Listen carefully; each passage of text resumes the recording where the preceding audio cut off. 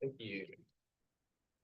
All right, this is the February 18th, 2025 meeting of the City of Charleston Board of Zoning Appeals Zoning. Present are Howell Morrison, Robin Richards, Gordon Huey, John Bennett, your chair. And then present from the planning staff are Robert Summerfield and Craig Bennett. These proceedings are being recorded, and we ask that those who speak identify themselves for the record. We will conduct this meeting in the usual fashion. We will first receive information from city staff about the application and their recommendation. If the recommendation is favorable and no one objects to the application, the matter is uncontested. The Board of Zoning Appeals usually, but not always, approves uncontested applications. For all applications, the board reserves the right to ask questions of the staff, applicant, or others in attendance prior to rendering a decision. If, however, the city recommends against the application or there is opposition to the application, we treat the application as contested and hear from the applicant and anyone else who is in favor of the application. Next, we hear from anyone opposed, followed by a short rebuttal from the applicant. We then close the public hearing portion of the meeting for that particular application and open discussion to the Board of Zoning Appeals members only. We will then make a decision to approve with conditions, or deny the application. The Board of Zoning Appeals zoning has the authority to do three things: hear appeals of decisions of the zoning administrator, grant special exceptions, a fact-finding function of the board, and finally, grant variances to the zoning ordinance if the application meets the hardship test outlined in section 54-924 of the ordinance. The board may deliberate and make a final decision on a matter by a majority vote of members present at the hearing and qualified to vote, provided that not less than a quorum is present and qualified to vote. However, an affirmative vote of 2/3 of the board members present and voting shall be required before a use variance may be granted. For a variance to be granted, the Board of Zoning Appeals must make the following findings. A, that there are exceptional and extraordinary conditions pertaining to the particular piece of property. B, these conditions do not generally apply to property in the vicinity.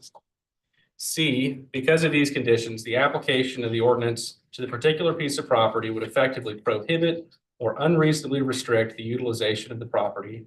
And D, the authorization of a variance will not be a substantial detriment to the adjacent property or to the public good, and the character of the district will not be harmed by the granting of the variance. We have a few deferrals this evening.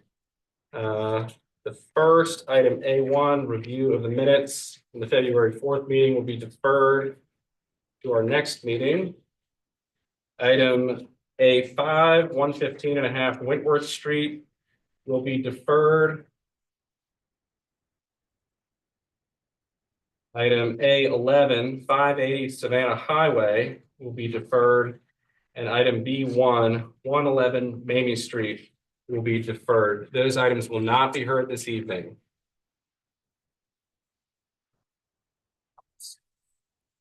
Yep.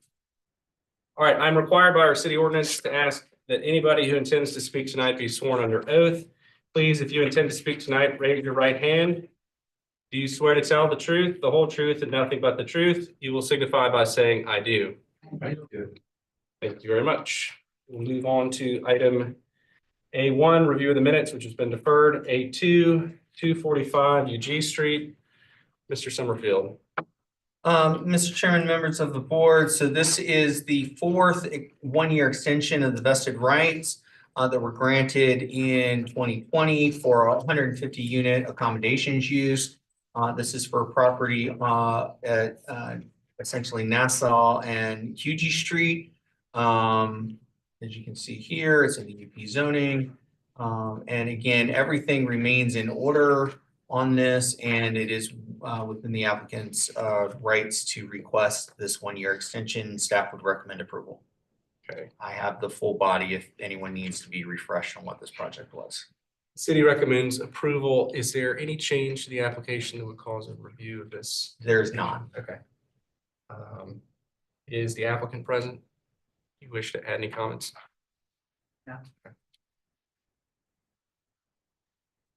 If there's no room for opposition on their extension, there should not be. Extension. Okay. So, any questions or comments from the board?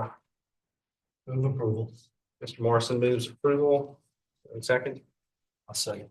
Mr. Huey seconds the motion. All those in favor? Aye. Those opposed? None. The motion for approval of the fourth one-year extension of the vested right is approved. 4-0, unanimous.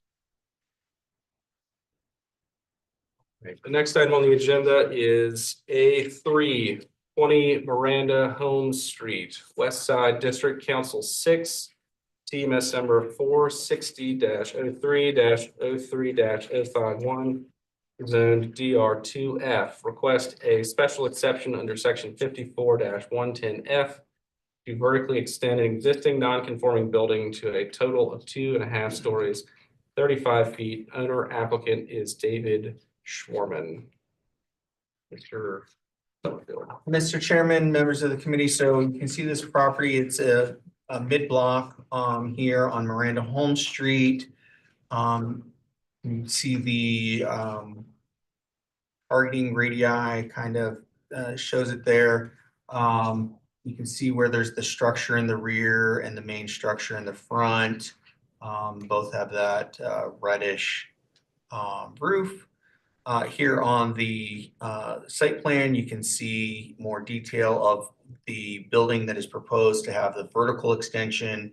They are not changing the footprint of this building at all, but they are proposing to add essentially a story and a half to that existing one-story building. Again, there will be a stairway that will be interior to the site, so not really a function of any zoning concerns there. You can see the existing footprint. They will be doing some modifications within that crawl space to be able to support the additional load of the structure that they're proposing above it. Existing floor plan already includes a little guest suite in there. They are proposing, again, as a part of this, to make that more of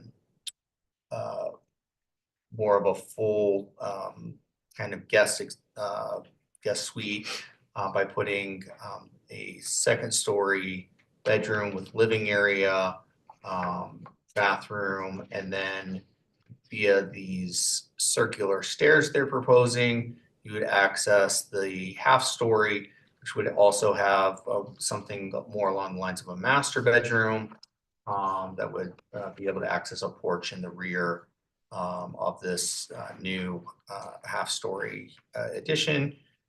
We have elevations here. Hopefully you can see those. I can magnify them if there's any questions about that. Again, since this is a special exception and the proposal is to just go vertical with this, staff is recommending approval. Further, they do have letters of support from the neighbors immediately adjacent to this, as well as other neighbors in the on the block. And with that, as I said, staff is recommending approval of the special exception.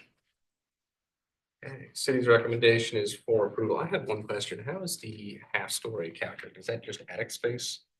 So no, it's not just attic space. There's a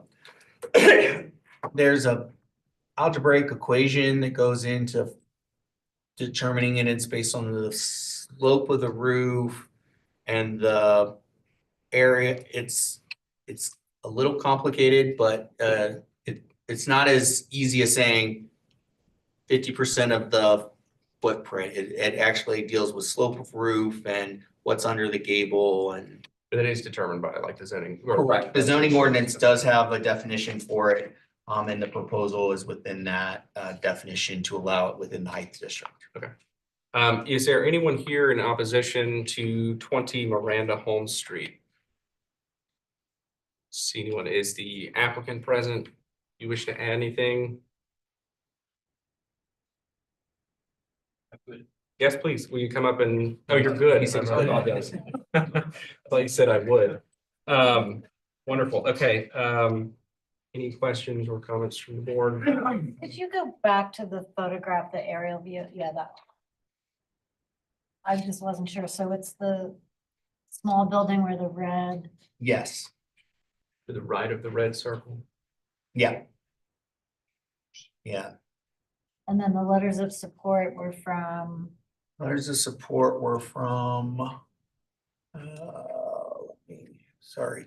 So, the immediately adjacent neighbors. yeah, so 20 Miranda Homes, or no, that's this project. I'm sorry. The 18 Miranda Homes, 473 Race Street, 15 Miranda Homes, 16 Miranda Homes, and 475 Race Street. So if we fly back to the map, so so we've got both of the adjacent property, so the immediately adjacent one here is 18, 16, 15 is across the street, and Race Street, which one's Race Street, Craig? North. Or On something. the right side, basically, which comes down from the right top angle. Here? To the center. That's the right street, yeah. Okay, Okay. so then, yeah, so 470 would be the Yeah. right behind it.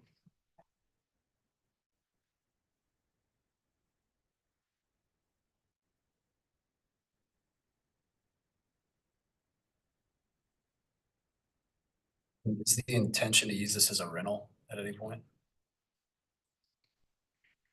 It's just their guest, again, from what has been submitted, it's a guest home. If they wanted to make it an ADU, they'd have to go through the appropriate channels for that.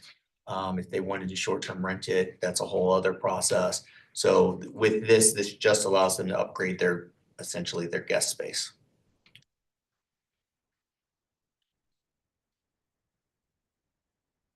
And to be clear, the kitchen can't have a stove.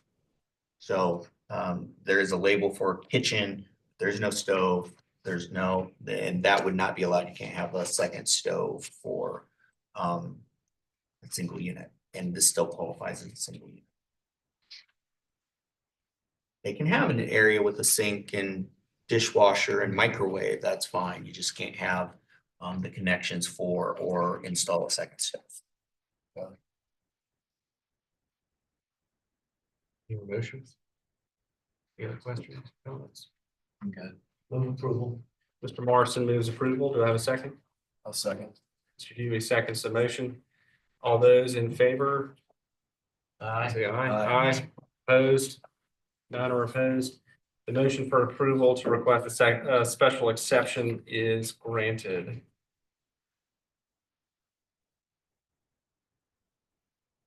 Thank you very much. Moving on to item A4, 12 Oliver Court, Cannonboro, Elliottboro, Council District 6, TMS number 460-15-02-071, zoned LB. Request a special exception under section 54-511 to allow an 841 square foot fitness center and one dwelling unit providing 0 parking spaces for required. Owner is Turnkey Charleston LLC, David Betts. Applicant is Stephen Ramos. Mr. Summerfield. Mr. Chairman, members of the board, so you can see the property here, 12 Oliver's Court. It's interior to this block.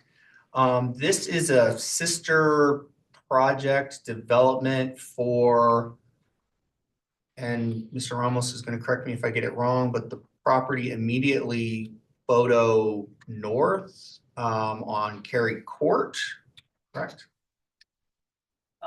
Or is it It's, adjacent to that one?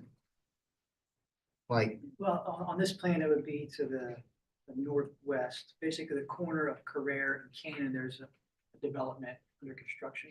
okay, is that the one that you guys are connecting this to by that boardwalk thing? That's correct. Okay, all right, so so this is a sister project to another project that's ongoing. This fitness center is intended, as I understand it, mainly for the residents of this building and that project.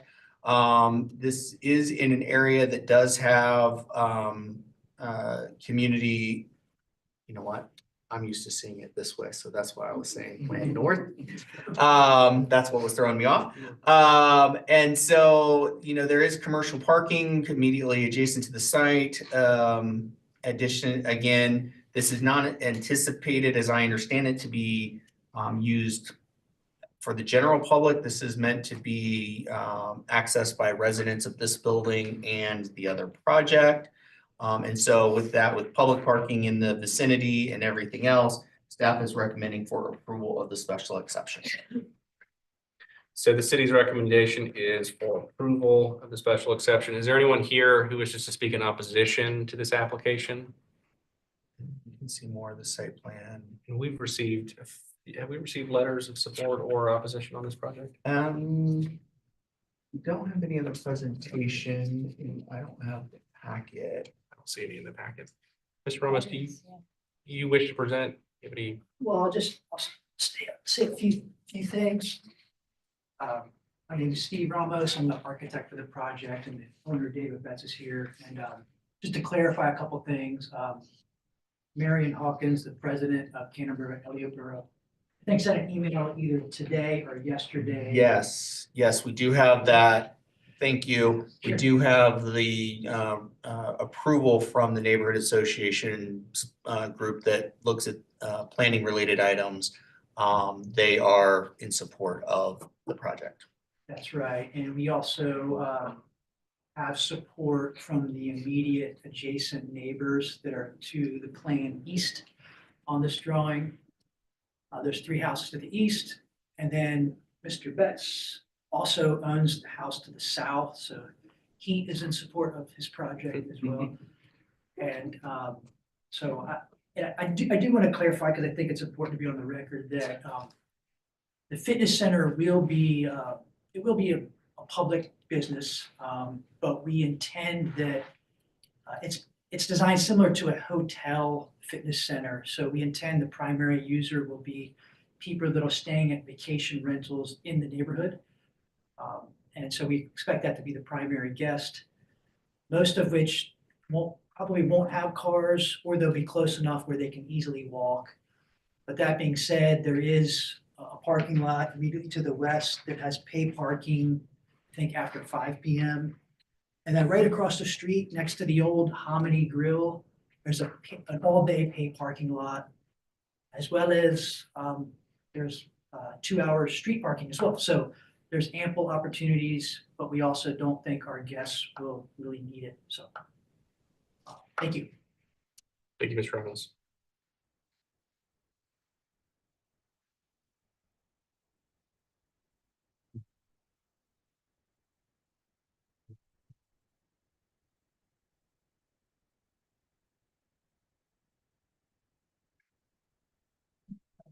Ms. Richards moves for approval. Do I have a second? I'll second. Second by Mr. Huey. All those in favor say aye. Opposed? None.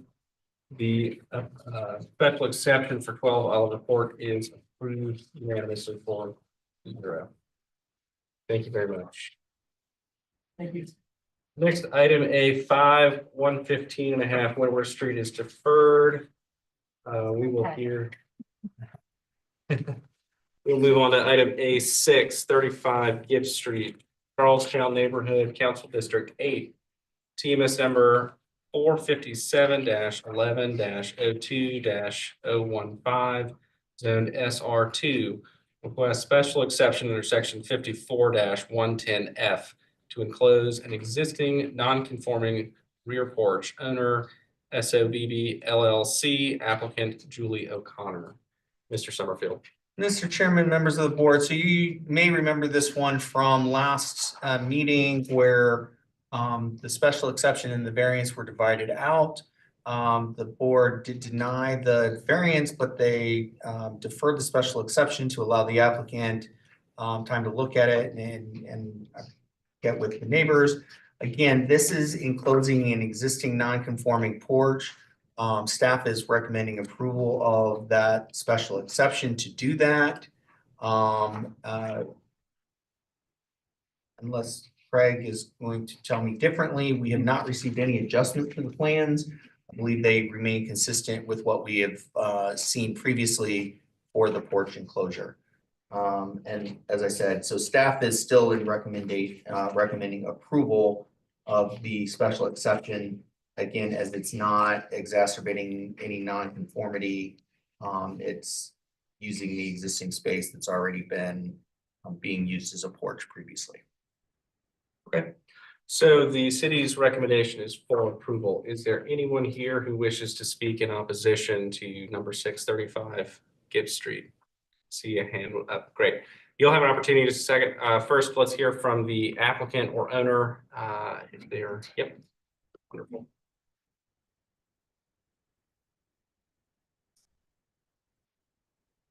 Good evening. I'm Julie O'Connor. I'm the designer for this project, and as Mr. Somerville mentioned, we were here 2 weeks ago.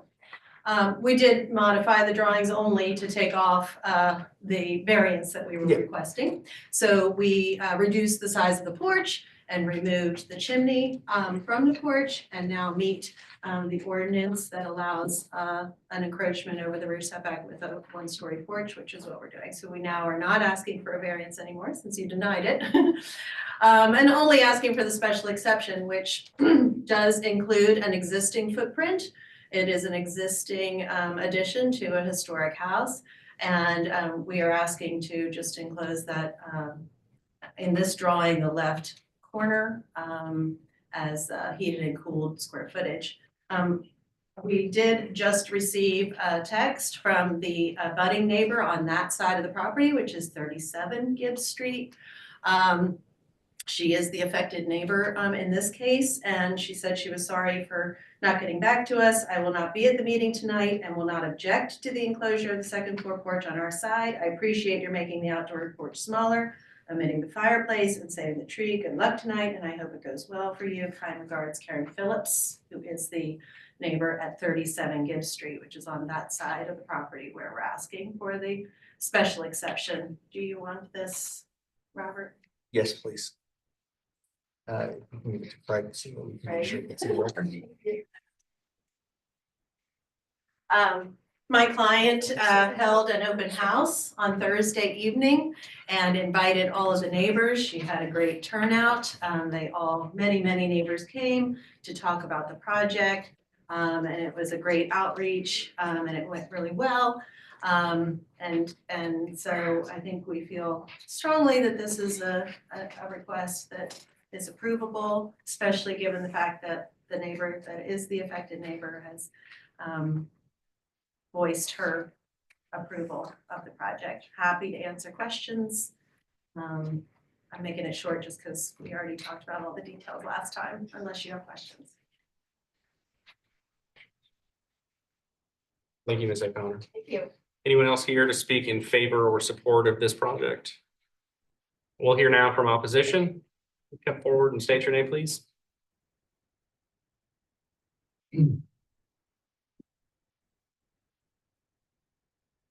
Good afternoon, I'm Robert Lowry.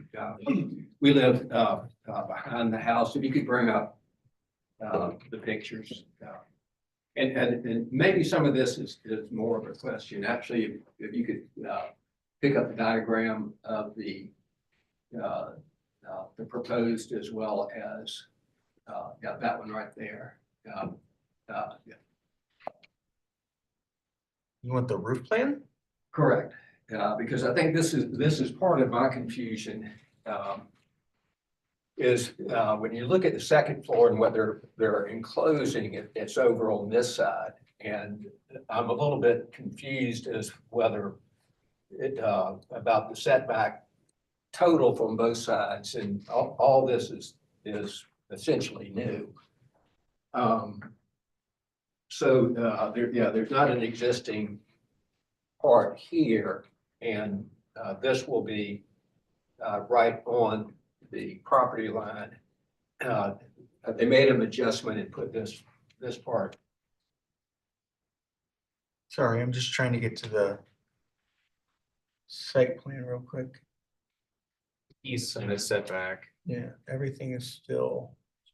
So this part right here is all new.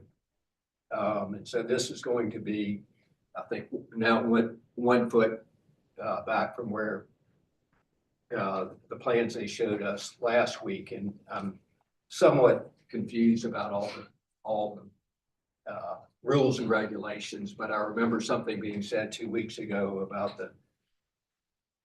this side and this side having to be such a distance. So I could be somewhat confused about this, but adding this roof line, fortunately, we're a little bit, our house is a little bit higher. And so, this roof line is going to be about head high for us. So we'll be kind of looking at this mass effect right here. Last week, this was going to be a mud room, and in, I think the drawings that we got today, this is no longer going to be a mud room, but will be part of this room right here. So my concern is really the mass effect that we're going to be seeing is going to be fairly huge because, literally we're right here. And so I'm not sure that falls within what they're allowed to do, or what they're not allowed to do, but it's going to be a significant mass effect on what we are seeing. So that's a little bit more than filling in this part. So, I mean, I think, what they've designed, it's beautiful. The lot was 20 feet deeper and 10 feet wider. It would be gorgeous. I'm not sure it fits in the neighborhood. I think,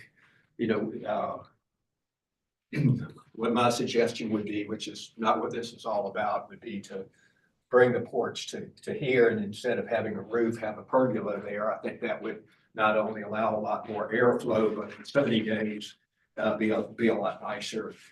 On cold sunny days, be a lot nicer. But those are my concerns. Thank you, Mr. Lowry.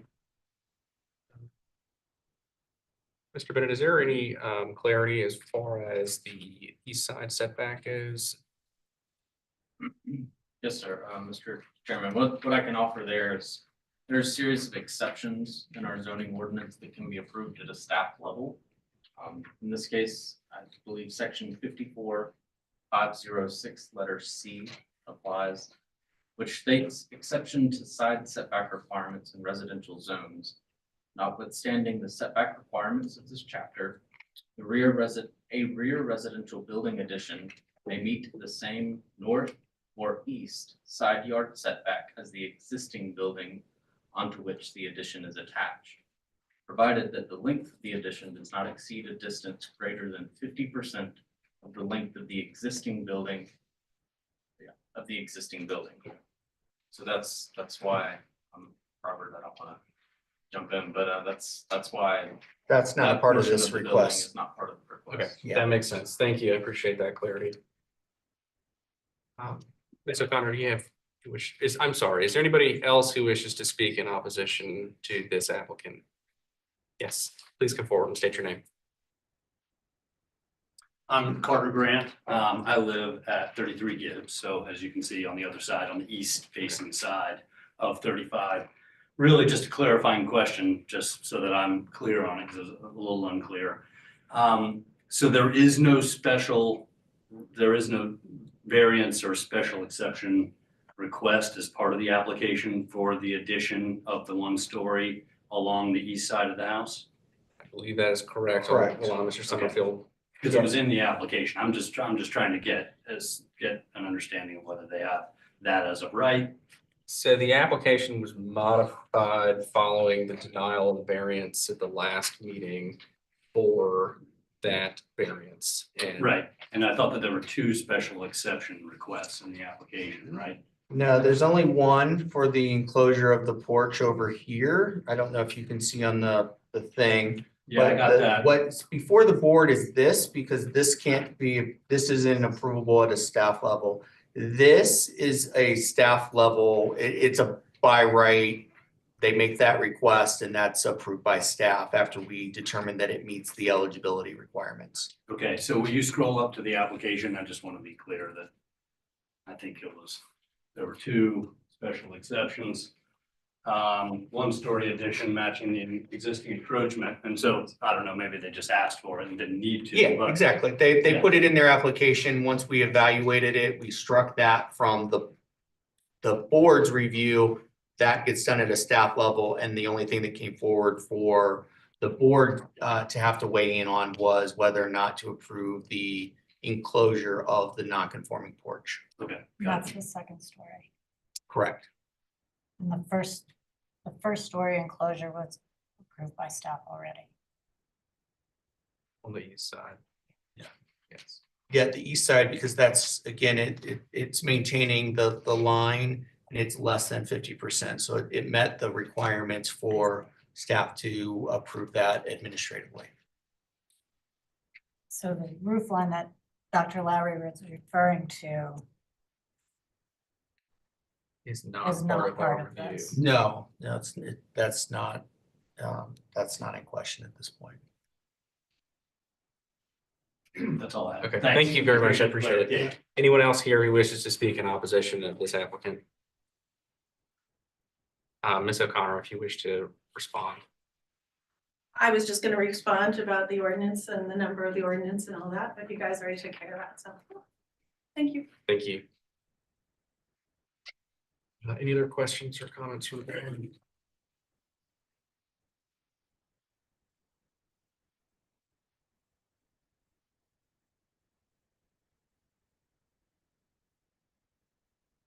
To approve. Right. Mr. Hewitt makes a motion for approval. Do I have a second?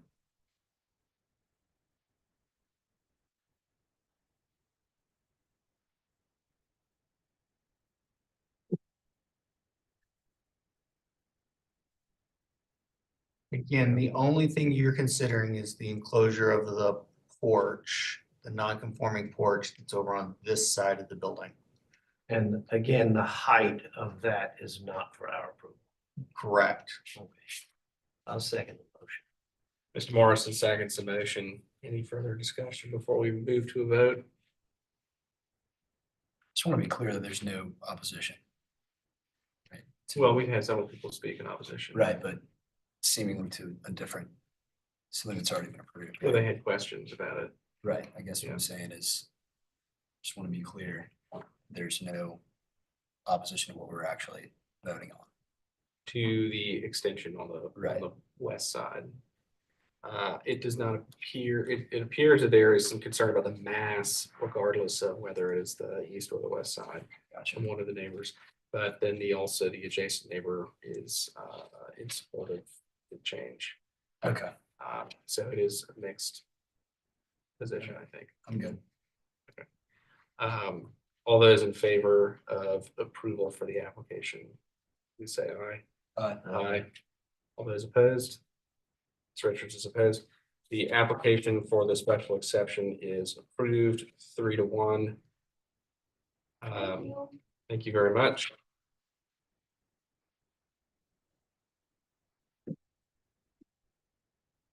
All right, the next item on the agenda is A7, 729 East Bay Street, East Side Neighborhood, Council District 4, TMS number 459-06-01-067, ZLI. Request a special exception under section 54-511 to allow a 5,965 square foot event venue and an accommodations use providing 6 parking spaces. 46 spaces required. Request use variance from section 54-203 to allow a 6-bedroom accommodations use. Owner Todd and Meredith Manley, applicant Meredith Manley. Mr. Summerfield. Mr. Chairman, members of the board, so this is a historic property here at the corner of East Bay and Blake. It is zoned LI, which seems a little odd for it, but it is zoned LI. You can see here in the aerial, again, instantly recognizable property for anyone who's driven down East Bay. Particularly if you're like me, you drive past this property 2 times a day, at least every day. So this request is a little different and staff is in support of this application, but I need to create a record for why. So again, this is a historic home. You'll see in your backup, the applicant has provided a number of articles that have come from various times. This property has been used for just about everything. The city has owned this property at one point. It was held by a church. It was used as a community center for, I believe it's basketball camp. Yes, they had basketball inside of the home, inside of the building. At one time, again, the city held it. I think the city used it for some storage, but didn't quite actually then make use of the building. And then ended up selling it. It's just been a number of things. I think most recently it's been a law office as well as a residence. And it's a beautiful historic property that we do not want to lose. So finding some ability for the property to kind of take care of itself, the city is fully in support of. So the applicant has brought forth a unique concept where the property would be used as an event space, predominantly marketing to weddings, where, and she can go into more of the specifics, but where I feel like it's important for why the staff recommendation is for approval. So as an event space, this property seems like the perfect space. There's public parking within a very easy walking distance with the what we call the gravel lots and others that are available to the public at different times. There's conversation that the applicant has had with Trident, which is right behind the cigar factory, which has a ton of parking that would be available potentially in an evening or weekend setting, which again, as an event space, that would predominantly be when the event space would be used. As a part of a unique concept though, because this has been a residence, there are on the upper floors, there are bedrooms available. And so the idea here is that those would be made available as accommodations units when an event was taking place at the facility so that a bridal party could rent it out, because we all know that there's a lot of involvement for a bridal party to get ready for a wedding, and having the ability to do that on site provides them a great boon. So because this is a use variance and the use variance can be tailored to the very specific use that is being requested, and we think the event facility makes sense, and we want this to be productive property, for those reasons, again, normally staff would not be in support of a use variance for an accommodations use outside of the accommodations overlay. But because we think this is a very unique approach to accommodations, but you need that in order to facilitate the proposed business activity, we are recommending approval with the following condition. The use variance is granted to allow accommodations use only in conjunction with a scheduled event and may not occur independent of event-related activity. So for, i.e., the bridal party could use the accommodations units for the weekend of the wedding, Friday through Sunday, because they're having the rehearsal dinner, they're having the wedding, and then they're going to have the, the family thank you breakfast on Sunday. But what they couldn't do is they couldn't use the accommodations units for the bridal party to come down for the bridal shower weekend the month in advance of the wedding. That would be just using it as accommodations, which is not allowed if this condition is approved with the variance. I've spoken with the applicant, not with this exact verbiage, but with the concept. She was in support of having the condition applied. That means, again, this approval would allow this and nothing else. So if someone else comes into ownership of the building, they don't have accommodations use unless they're doing an event use and doing those accommodations in conjunction with the event with this condition. Any other activity requested would have to come back for that was not otherwise zoning compliant for the light industrial zoning, would have to come back before this board for a use variance. Hopefully that makes sense to everybody. But again, with this condition and with this condition only, staff is in support of the request. But the special exception for parking, given that there are parking opportunities in the immediate vicinity, and this condition takes care of our concerns related to creating a new hotel, if you would, outside of the accommodations overlay. I assume that means that, so the accommodations used would only be like a Friday, Saturday, Sunday night. It would not be during the week, it would only be. I mean, if they had that's a, happening, right, if they had a midweek wedding, then it's then not. they would be able to use the accommodations use, or, you know, again, it's a Only ballroom, time it's an the event event. space, so say it's not a wedding, say it's a, you know, a small conference of booksellers, and you know, the lead person wanted to rent the accommodations units for the night, they could do that. Because it'd be getting the accommodations, the spaces in conjunction with the event. So we've Right. used Bridal because I know that's the model that they're going with, but if there was some other event taking place where it made sense to rent a room for the night, like if you were to do this in the ballroom of a hotel and you were gonna have a couple rooms, Right. that would be an acceptable use of the of this variance approval. But again, you couldn't just go and say, hey, I want one of your rooms for the night without it being related to a scheduled event. So it'd have to be contractually tied to the Correct. rental of the event space. Yes. I have a couple more questions, but I would like to hear from the applicant. First, is there anyone here in opposition to this application? Don't see any hands up, so we'll let the applicant come forward and speak. And for the record, the city's recommendation is for approval with conditions for the Correct. use variance and a special exception. Yes. Thank you. I'm Meredith Manley. My husband Todd and I bought this property 2 years ago without really knowing what we could do with it. We just bought it because I loved the architecture. I wanted to figure out some use for it. I had done some research and found that it had a history of foreclosure, dilapidation. The city has owned it at least twice. It's been a Civil War hospital. It has been everything, and it has so much potential. So we bought it truly without knowing what to do with it. And we live in it and we have a home office, and it's taken 2 years of really looking at what are we working with from the standpoint of the building, the zoning, the challenging location. It is very loud, but also benefits. There are no neighbors that would be affected by this use. And so we've gone through so many scenarios, but this is the one where we've landed, and I'm happy to hear that we have staff recommendation for approval. Happy to answer any questions.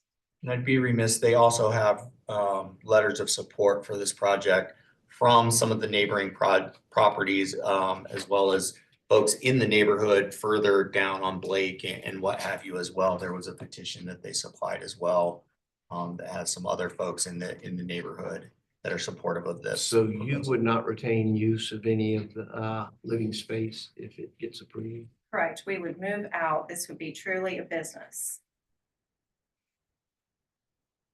I'm happy to go through the variance test. If anyone wants to a little bit more, I thought I would just start with answering questions that you have. I think my first question, it was more maybe on the city side, is how does an event, your language references a scheduled event. I'm curious how the city would or who would manage and maintain any sort of schedule related to an event. So does the city get notified when an event is taking place and is aware, or is that something? No, it would be on the applicant's responsibility to maintain their records. If we received a complaint about the property that someone was throwing a party and staying there and it was causing a ruckus, or the police had to be called for something, and we were notified that there were lodgers, but not an event related to it, we'd ask the applicant for those records. If they weren't able to produce them, then we'd send them to give them a summons to go to court and pay a fine, and then potentially come back here to revoke their use variance if we found that they were regularly conducting business in opposition to the condition that was applied to their approval.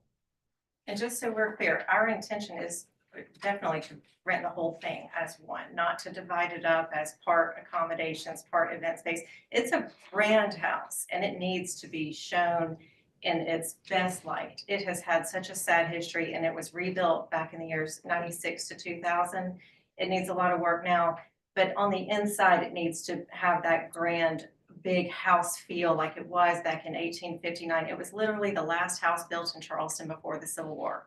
they didn't even get to finish all of the decorative finishes because they were battening down the hatches. So my plan is to bring it back to life, rent it as one big house for a bride to have as her events. If she wanted to have all of them, she could, and then have 6 bedrooms on site. We just received approval for one of the bathrooms to be ADA compliant. So for example, a grandmother who might need that.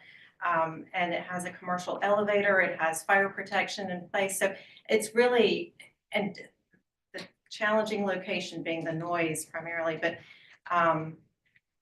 it's really, I think, the best use for this, and we would never have any intention of dividing up the house in any way. We want to rent it and showcase it all as one. Ms. Bailey, I have one other question. Have you, now that you've been for the presentation, have you reviewed this language in the conditions, and do you have any comment or concerns with what the city's presented? I met with Mr. Summerfield and other members of staff, and I have no objection to it. The language here is fine with us.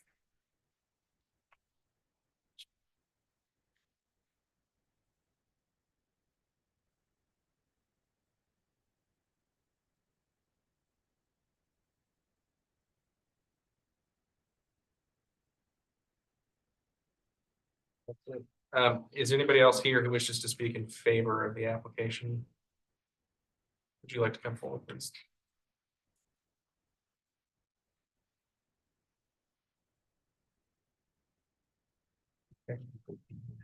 For everybody. That matters. Okay. Good evening. That matters, but. My name is David Jones. I'm the Treasurer for the Eastside Community Development Corporation, and also a big stakeholder in the Eastside as a whole. I had a chance to play on that property when we were a little bit younger, because one time that the city had right next door had like the incinerator there, a ramp coming around. But we had a chance of playing on it, and then one day I called and I spoke to the owner. And I said, well, could I come upstairs? Could I come and let's take a look around inside? I know member in the city used to use that for storage to keep the records in. And then we had a haunted house in there one time. And she allowed me to come there. And when I went up there and she took me on the first floor, and the second and the third floor. And what caught my attention about the whole thing is the porch, is that old Charleston porch wrap around. So you can almost come from half of East Fifth Street back to Blake Street, and then if you go on the backside, you be going down Drake Street. So it got a complete wraparound porch. And I looked at it because I do a lot of visiting the old houses downtown, and that house had the same feature. And I said, well, okay, and I was talking, I said, well, it'd be nice if you can look at probably doing it as an event space, because we have, every time someone come in town, have like a little small conference or a wedding, something like that. They always go downtown. So now if you got it in our neighborhood, and it's like right to the waterfront. So when you go on the porch, you see now about the pretty view of our ocean, our beautiful Ravenel bird. You get a chance to see all that just from that one venue. So we talked, she came to the neighborhood association. Association supported, the councilman supported, and we all supported because we wanted to see something like that coming back in the neighborhood. Everything we're leaving the neighborhood, but we have a chance to bring something like that venue back into the neighborhood. And again, like I said, it's an old historical house. And if you look at it, the way it's set, the porch wrap around, so you go on the second and the third floor. And what really makes it so unique to me, the garden house is in the front. The garden, they had done the garden for Mr. Fuller, which is my grand uncle. So it was the Fuller Summers garden, and they had a statue in there. And so again, that means a whole lot to me. So now she gonna one proposal to do an event space there like that on my grand uncle garden, because we look at the garden. So we take the statue out and put it on Mall Park. We'll be naming the park after him at. So all that whole area right there is like a real good part of me, because if you look at this area right in here, there was an area right here I used to call Chinch Road. And we had a bunch of little houses was going back in. This boat did. Yeah, this boat number all the time along with this boat, nigga, the rep used to come from here, come around and then used to come out to Cooper Street. So I'm real familiar with it, but she wanted to put it in there right now. We thinking as a neighborhood in the whole, that would be the best I would be the best place for you to put that in. We welcome them, open, open arm, and we don't see we're going to affect the community. We see it's going to bring more into the community. So again, I wish you all take that under consideration, and we appreciate it. Great. And I have one question for you. So the parking concern is, there is not a parking concern? Doesn't sound like it from what I'm hearing. Sounds from like they're gonna neighbors. try and use the Well, Trident well, parking well, area. uh, So uh, you're you- not worried about parking in the No, ma'am, you neighborhoods see, because because it's too majority far of the back? time, this area here is open Right. and all of here, and then when you cross, when they call it the Ravenel Street, Red View, they got another cobblestone street right there.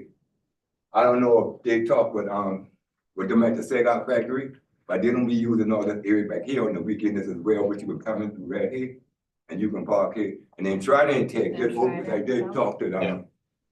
to the doctor, to the professor at Trident Tech, and she worked with them too, because they can use the front parking without having to go into the gate.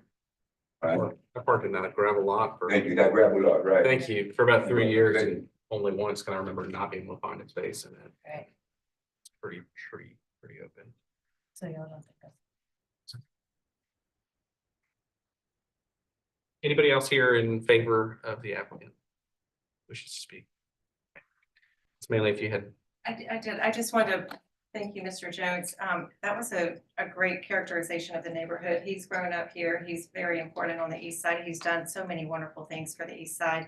And I forgot to mention one reason, a huge reason this concept works is because, as he pointed out, this would primarily be a night and weekend operation, with it being, let's say it's rented from a Thursday through Monday. Events like this would take place after business hours.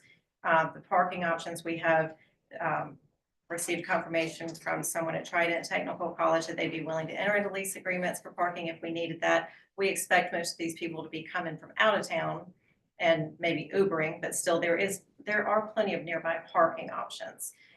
So you've spoken with them?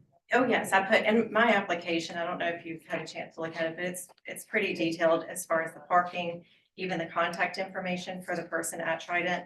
The St. Julian Divine Community Center is right behind us, and they've given permission to use their spots. There are a lot of options for parking. So, and another point I wanted to raise is that the property is on the National Register of Historic Places, and the Historic Charleston Foundation describes it as a landmark against the skyline and a gateway to the city of Charleston.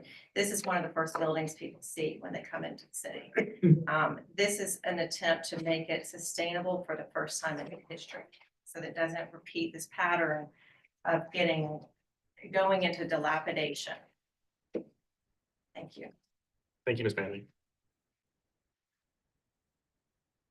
I will remind our board that a use variance requires a 2/3 vote for approval. Is that correct? Correct. So tonight, that would be all four of you. We're 3/4. Yeah. What now? Yeah. Three of us would be 3/4. It would be, yeah, it'd be 75%. I'm sorry. Previously, for some reason, I thought we needed four. I apologize. You're absolutely right. Three is fine. Move approval. Mr. Morrison moves approval. Do I have a second? I'm sorry. Can that motion be with the condition? Yes, please. Sorry. Mr. Morrison moves approval with the condition as stated above. Use variance is granted to allow accommodation use only in conjunction with a scheduled event and may not occur independent of event-related activity. Do I have a second for that motion?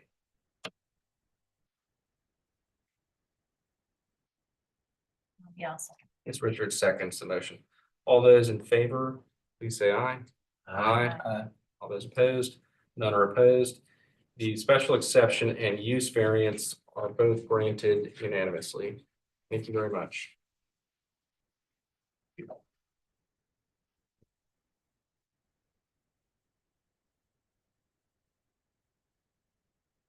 Moving on to item A8, 63 Kennedy Street, West Side Neighborhood, Council District 6, TMS number 460-07-04-070, zoned general business. Request a special exception under section 54-501 to build a single-family dwelling on a lot of insufficient size, 2,045 square feet provided, 2,500 square feet required. Request a variance from section 54-301 to build a structure with a 7-foot 2-inch west side setback and a 10-foot 5¼ inch total side setback, 9 feet and 15 feet required. Owner, Mulberry Street Development. Applicant is Will Easterling. Mr. Summerfield. Mr. Chairman, members of the board, so this is on Kennedy Street in the vicinity of President Street in this GB zone. You can see the lot here between the two existing properties. Survey. So you can see, and I'm going to try to zoom here. So the subject of the variance is really this part here because of the proposed stair side, if you would, here that comes out from that porch. The lot of insufficient size, again, has been a single family property in the past, building a structure that is, excuse me, is a single family structure is otherwise permissible, expected. They are building, it is a relatively narrow lot. They are building a relatively narrow house.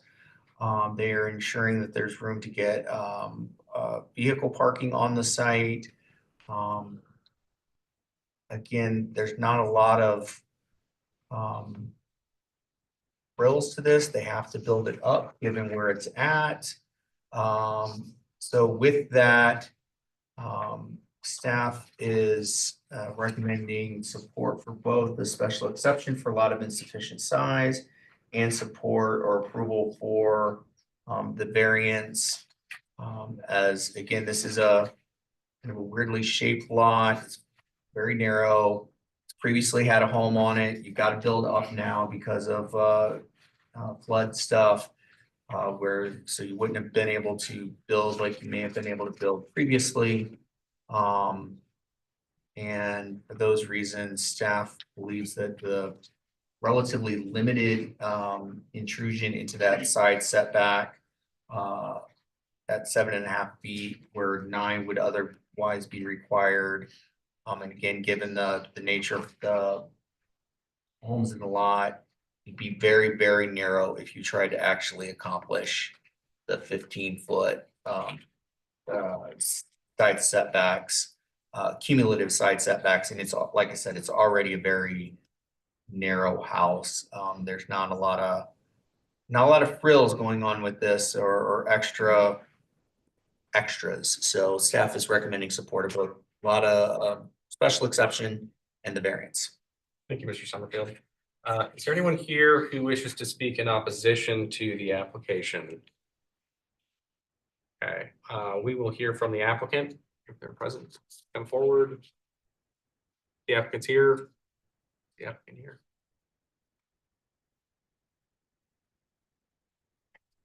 Easterlin? Maybe not. No. Mr. Summerfield, I have a question Sure. for you. Is the 2 parking space requirement based on assuming one of the spaces is in a driveway underneath the building? Yes. Okay. Yeah. Does that work with, it looks like there's a utility pole that would be blocking the one that's under the building, and I don't know if that's Mr. Easterling? Nope. Okay. They'll have to relocate it. they'll work with a Utility or company. utility or Yeah, whatever it and is. that TRC will address that, Okay. engineering division. Okay. While we do not have an applicant here, unless you have questions specific to the applicant, because there's no opposition you can act on this, or you can defer it since the applicant is not present to present or answer any board questions at your discretion.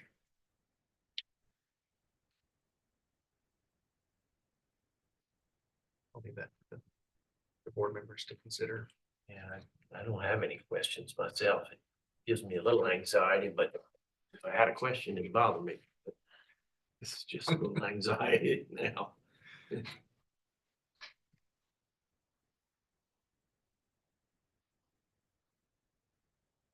Any questions either?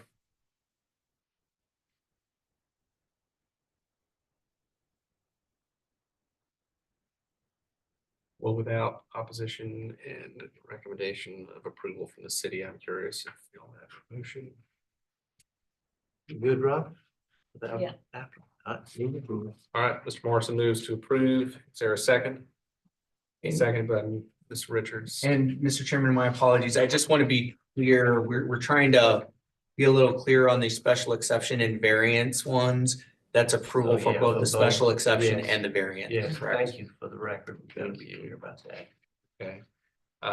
Okay, so the motion first seconded is for approval of both the special exception and the variance. All those in favor, say aye. All those opposed, none are opposed. My apologies. Who seconded that? Ms. Richards did. The application request for a special exception and a variance are both approved. 4-0. All right, the next item is A9 134 Fishburne Street, West Side Neighborhood Council District 5. PMS number 460-04-03-062, Zone DR1F. Request a special exception under section 54-110F to build a rear addition, kitchen, screen porch, and deck that extends non-conforming east side setback 2.5 feet existing, 3 feet required, and extends a non-conforming west side setback 8.6 feet existing, 9 feet required. Request variance from section 54-301 to build a chimney within the east side setback, 2.1 feet proposed, 3 feet required. The owner is Lucas Willoughby, applicant Julie O'Connor. Mr. Summerfield. Mr. Chairman, members of the board, so as you can see, this is a DR1F property at the corner of at the corner of Fishburne and Perry Street, sort of at the corner, not quite at the corner. Here you can see the home on an aerial. Staff, if you look here, you can see the survey. Here's pictures of the house. Here's a site plan. So staff is recommending, so this is why the motion to make it clear on special exception and variance is so important. So staff is recommending for the special exception, these are existing non-conforming setbacks. The request to extend those is in keeping with the purpose of the special exception. It's consistent with the way homes have been developed in that area. And so staff is in support of that request. However, the request for the variance is to allow a new chimney. This is not to replace an existing chimney. This is a completely new element that's being proposed to be added. That from a staff perspective, it's a great nice thing to have, I guess, to have a fireplace with a chimney, but it's not required by any means. And again, that because we just aren't able to get to the hardship part of this. So staff is recommending for the special exceptions related to the non-conforming setbacks on both the east and the west side. But we are recommending denial of the variance for the chimney to further intrude into that east side setback. Mr. Summerfield, the chimney is on the side, not the rear. Correct. Okay. Thank you. Correct. And it is a nominal additional encumbrance on that side. It's like less than half a foot. But again, there's already non-conforming status on that side. And this just further exacerbates that. And The applicant can present why they feel that having the fireplace is so necessary that meets the hardship, but from a staff perspective, we just couldn't get there. So the city's recommendation is for approval of the special exception, but denial of the variance. Is that correct? Correct. Thank you. Is there anyone here who wishes to speak in opposition to this application? Not seeing any hands. Is the owner or applicant prepared and ready to speak? Yes. Me again. Hi again, I'm Julie O'Connor. I'm the designer on this project. And this house is great. It's had a very interesting history. It was at one point a convalescence home, which is really fun and interesting. I happen to have designed the renovation projects for the two houses to the east of this property. And so I'm intimately familiar with the layout of these pieces of land. This is a fairly unusual one-story property. The neighbor to the west is also one story, but everybody else is two-story on this in this general area. And generally, all of the properties are right up on their east side property line. So that's another kind of difference here. This house is kind of centered, doesn't need any setbacks, of course, but has space on the east side that everybody else does not. So in terms of the special exception, we need the special exception for the west side. I guess we really don't need a special exception for the east side, but need the special exception for the west side because it is over the property line, over the setback on the west.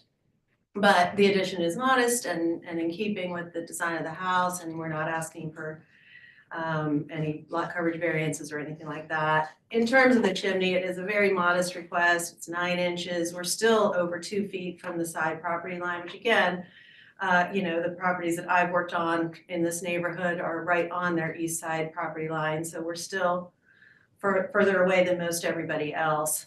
We have all of these letters from every abutting neighbor in support as well. And so we feel like this is a very modest request for a variance, and we hope that you're willing to grant it. Thank you, Ms. O'Connor. And to Ms. O'Connor's point, I apologize. I did forget to mention that we do have support from adjacent neighbors for both the special exception request and the variance. Yes, all our neighbors behind, on sides, Yeah. and all the surrounding neighbors. Thank you. Thank you. Anyone else here who wishes to speak in favor of the application? Let's see if anyone else. Mr. Summerfield, I have a question. The chimney on the east side, if they were to shift it inboard so that it aligns with the same wall. Staff would be in support. Staff would be in support. Because it wouldn't be exacerbating the non-conforming status of that setback. So that's my other question is, does the extension of that chimney flue above the roof line exacerbate the non-conforming aspect of that setback line, or is that not considered? That's not considered for purposes of the elevation. So there perhaps is a path forward. And I think maybe that speaks to the variance test being, trying to establish a hardship. I don't know if y'all have any questions. I don't get your last comment exactly, Mr. Bennett. I mean, it seems to me like a harmless variance, but a variance nevertheless, and the rule requires demonstration of hardship, which is hard to see as staff has noted. That's exactly my point, is from my perspective, I think you're not hitting, I don't think it hits all 4 points of the variance test. And I have a hard time changing or going against the city's recommendation on that basis.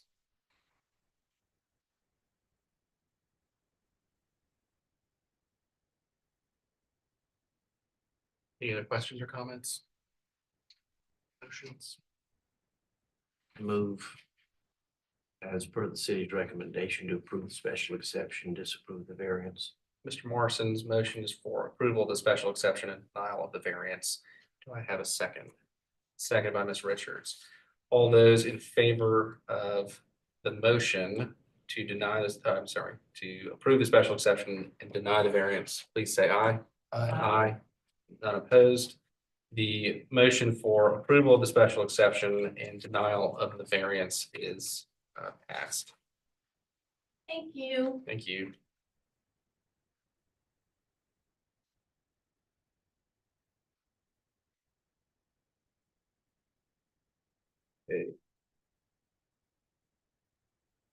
Item A10, 1808 Clements Crest Lane, Beresford Hall, Council District 1, TMS number 267-00-00-129, zoned LI. Request variance from section 54-404C to allow 3 off-site directional signs. Owner Census One Clements Ferry LLC, applicant Revere Group, Bob Almiral. I believe that's, correct me if I pronounced that incorrectly. Mr. Summerfield.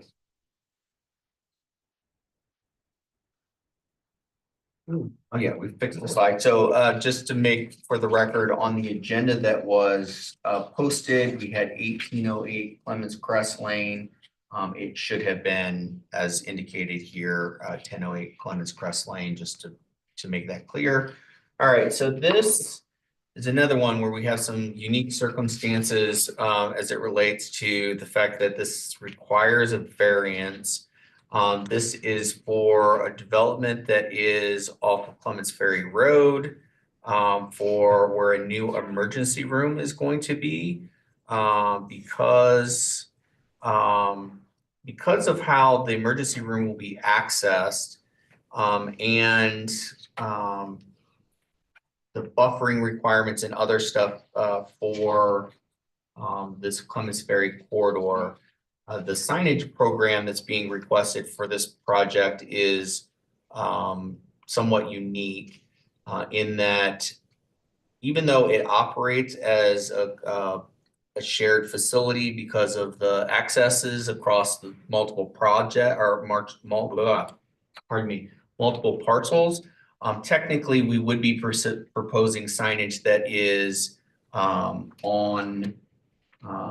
in off-site locations, and it's the three signs that you see over here that are directional signs as well as monument signs letting people know that they are accessing the emergency medical facility. So because of the nature of the emergency medical facility, the unique layout of the property, as well as the buffering, it's not going to be easy to necessarily see the building itself from the street because it's buffered back from Clements Ferry, and there's some buffering requirements and some tree stuff in front. Staff is, again, because it's very unique in terms of the way this is almost like a commercial subdivision and not really distinct properties, they operate together. Staff is recommending for approval of these 3 what technically will constitute off-site signs that are not what you would normally think of when you hear off-site signage. So again, it is a somewhat unique situation with the way the parcel lays out. Like I said, you can see kind of the frontage here off of Clements Ferry. I think this is Clements Ferry.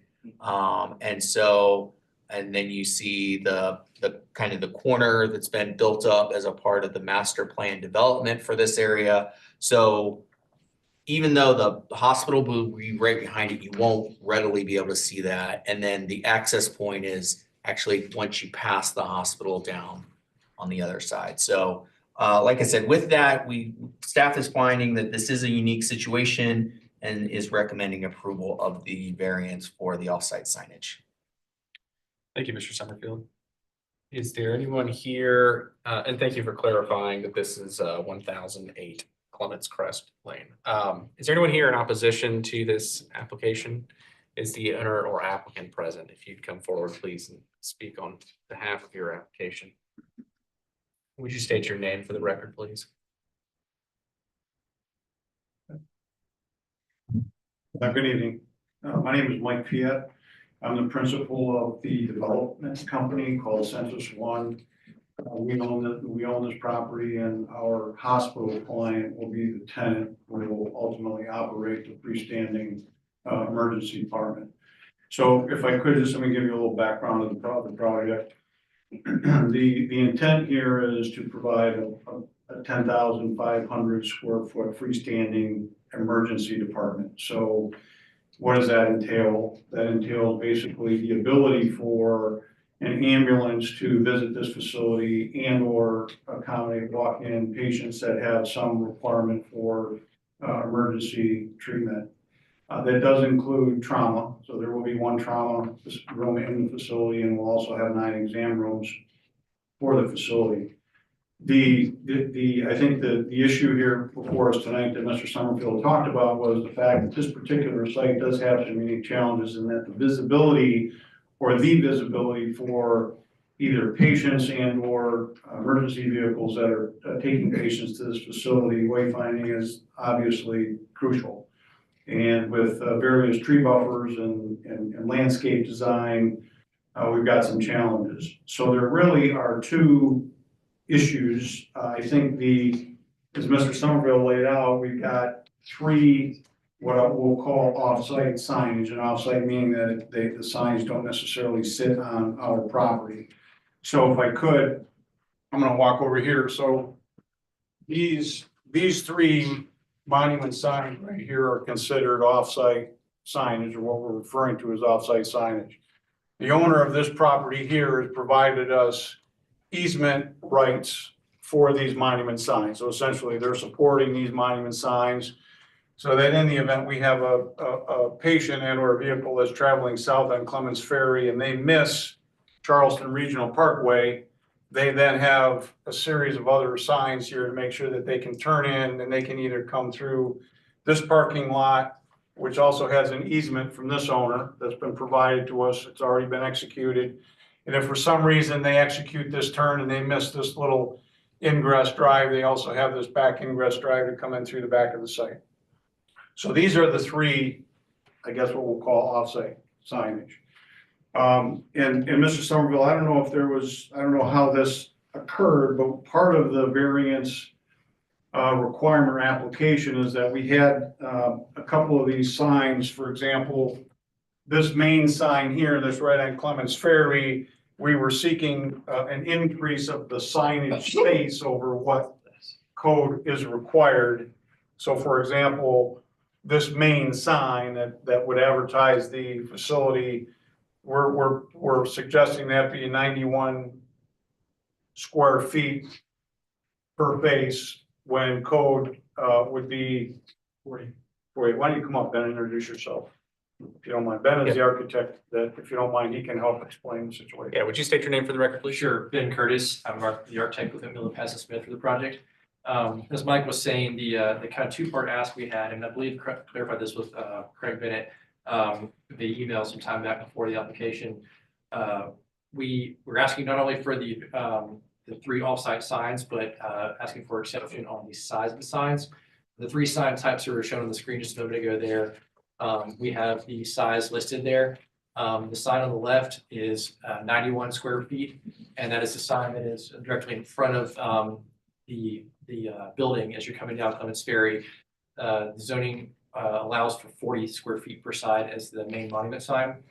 The second sign is the sign that has Ace Hardware at the top. That is one of the 3 off-site signs that's currently on the corner of Clements Crest Lane and Clements Ferry Road. That is an existing sign, and so that size exists as it is. We're proposing to add our client's logo and the emergency wording to that sign. And then the third sign are the 2 smaller signs that will be along Clements Crest, focusing you to drive to the right in through that site. And those are actually below what the secondary sign type of 35 square feet is. So what's client logo?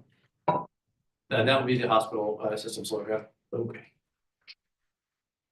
So unfortunately, because any request related to the sign size is not a part of the actual application, nor is it addressed in the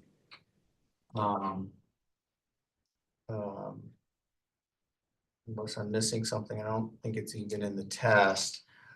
Well, beyond that, even if it was, those weren't noticed. So if we need to come back and do anything relative to the sign size, that will be a subsequent thing. The board will only be able to act tonight on approving the three signs, three off-site signs. The location. Because the locations of those, because that's all that was publicly noticed for this meeting. So we'll get with you and follow up on that. Because, yeah, the application is only referring to the placement of the off-site locations at the moment. So if we got a different application that talked about the size of the sign, somehow that got mixed up here. Okay, understood.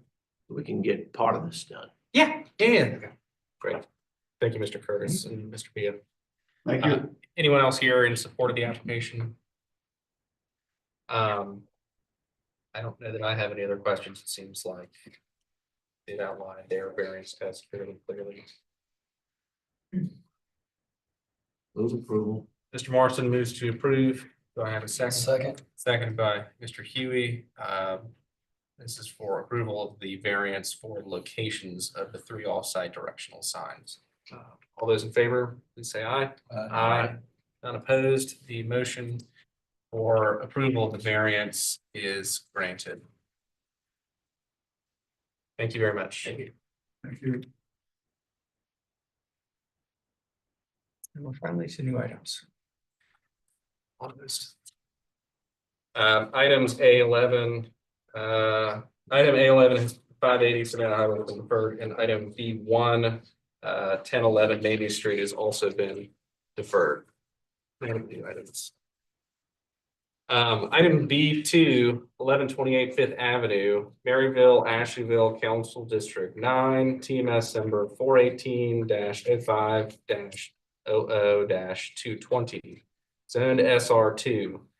Request special exception under section 54-501 to build a single-family residence on a lot of insufficient size, 4,980 square feet existing, 6,000 square feet required. Owner Ryan Tackard. I hope I pronounced that correctly. Applicant is Northway Low Country 2025 LLC. Mr. Summerfield. Mr. Chairman, members of the board, you can see that this is a property located on Fifth Avenue at the corner of East Street in the Maryville, Ashleyville neighborhood. Where's your red there? Here you can see the aerial of this lot. Again, this is once again in Ashleyville, Maryville. It's platted as a single family lot. It has previously had single family home on it. The lots in this community, again, the reason we have the special exception, this is the poster child for why we have this as an exception process and not as a variance, which is a much more stringent test. It's because we applied zoning standards that generally fit, but don't quite fit, particularly in this neighborhood, just because of the age of neighborhood when it was plotted, how it was plotted. So this is zoning districts unfortunately end up being one size fits most when you apply them retroactively to a community that already exists like this. And so we have the special exception process because it's known when the zoning code was written and the zoning was attached to these properties that there was going to be non-conforming lots. There would be lots that in no way, shape, or form could meet our minimum lot size requirements. The applicant is not proposing any variances, so there's no setback, lot coverage, parking variances being requested by the applicant, which means that they are building a house that's proportional to this lot size. Staff is in recommending support of the special exception, just like we almost always are in a situation where it's just a special exception for lot size, particularly given this area, our need for housing, our need for workforce and entry-level housing, which again is normally what we see when we have one of these houses that's built responsibly or proposed responsibly for one of these lots that's a little smaller than might otherwise be requested by the zoning. So staff is recommending support of special exception. They did have some letters of support. There's also a letter of opposition that was submitted on behalf of the neighborhood association by Ms. Higgins, that was submitted Monday, I think it was Monday. It should be in your backup material. And I believe we do have some community members that wish to speak as well. Great. Thank you, Mr. Summerfield. So the city's recommendation is for approval. Correct. Is there anyone here who wishes to speak in opposition to the special exception? I see one hand. We'll have just a moment. We'll get to you in just a second. First, we'll hear from the applicant or owner in support of their application. And I have additional pictures that were included. I just might be helpful to reference. Can I share that with you? Yes, please. Yes. Absolutely.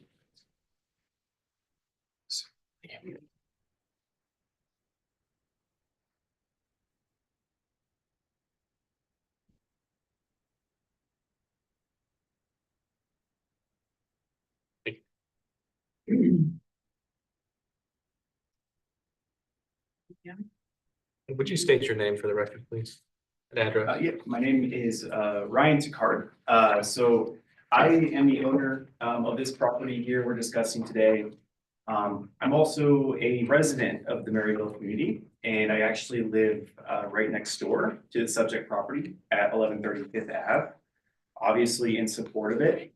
I believe that this lot's history and the work that I have personally put into improving it, along with specific conditions of both this property and the neighborhood, make my situation unique. So before kind of diving into kind of what I've done to improve this property, I want to start just by addressing the issue of the lot size. So again, this lot is approximately 50 feet wide by 100 feet in depth. And I have, as you can all see, a plat map drawn in 1944. So that's over 80 years ago. And this plat map clearly shows the subject property highlighted. And it also indicates at the very bottom of that map, the standard lot size in the neighborhood of 50 by 100. This is also supported by Diane Hamilton's book, Maryville, The Audacity of a People, where she notes that in 1885, Mary Richardson had the land in Maryville platted into 50 by 100 lots. So really, what I'm trying to emphasize here is that this lot is, this 50 by 100 is the historical norm, not the exception. Next, I want to transition and talk a little bit about my personal background with this property. So I acquired this lot about 3 years ago. And I was at home one morning. I saw some guy taking pictures of the lot. Went out and talked to him. Turned out his parents owned it. They were fed up with the upkeep. People were dumping large amounts of trash and junk on the property. Folks were parking there illegally. It was overgrown with trash and weeds. They wanted to be done with it. And so, living next door, I can attest to all of this. Every time I drove on there on the Fifth Ave, you drive by this lot and it was honestly depressing to look at. So, given I live right next door, I saw this as an opportunity to clean it up myself, and honestly just make it look like less of an eyesore for the neighborhood. And so I took out pretty much all of my savings. I purchased this and purchased it from them shortly thereafter. I never initially planned to build a home here. I honestly don't have $300,000 or $400,000 to do so. My plan was to landscape it, plant some native trees around the perimeter, and maybe someday incorporate a home into this green space that I created. So I purchased this lot. I was in over my head. I mean, as you can see in the pictures, there was that giant dead oak tree on the property that was like 7 feet wide by 20 feet tall. We obviously got a permit to remove that. It cost over just $10,000 alone just to get that tree out. And you can see in the pictures, we had to have a crane actually remove it. It was that heavy. So I spent pretty much every weekend cleaning up this lot. Again, I planted sweet viburnum privacy hedges along the perimeter. I planted several native trees, two 14-foot palmettos, a new live oak tree to replace the one we had taken out, along with a crepe myrtle. And again, I had intentionally planted them along the perimeter so that someday if a home was incorporated there, at least it would be incorporated into that green space. All in all, I invested probably about $35,000 just in improvements. And my motive in doing this was not for financial gain. I'm not some big property investor. I'm not in the real estate business. I own my home and the lot next door. That is it. But I invested my money and time and love and energy into this property because I love the Maryville neighborhood. And, you know, when people drive by on Fifth Avenue, I want them to, you know, feel like, oh, this is a nice neighborhood. So that's, you know, that was 3 years ago. So fast forward to today, after some life changes, you know, specifically with my working schedule, frequent travel, I unfortunately no longer have the time to maintain this property. And it does require a significant amount of maintenance. And so I would love to see a home built here to give a family the opportunity to live in this neighborhood that I have personally invested so much in. In terms of the proposed home, I believe the style and aesthetic is complementary to the neighborhood. It has a 2-car garage. It has a 2-car driveway. And I think that's super important given the limited parking we have in the neighborhood. I also understand the goal is to kind of maintain as much vegetation, the hedges, the privacy hedges, the trees, et cetera, around the property. And, you know, I think that will reduce kind of the issue of density. So a lot of, you know, or I have heard some concerns around density from these meetings in the past. And I really do feel that, you know, incorporating the home into the green space will reduce that, that density. But so that's my story. But I understand it's not just about me. There are folks here who have opposition to this. And so I would like to take just a few moments to address the opposition. So Ms. Higgins submitted her written comments, which I would like to respond to. This is more of a question, but she was asking if the lot meets, if the proposed build meets the setback requirements. The answer is yes. I don't know the specifics, but it's over 25 feet on the front and back, over 9 feet on the sides. That's what's required by the code.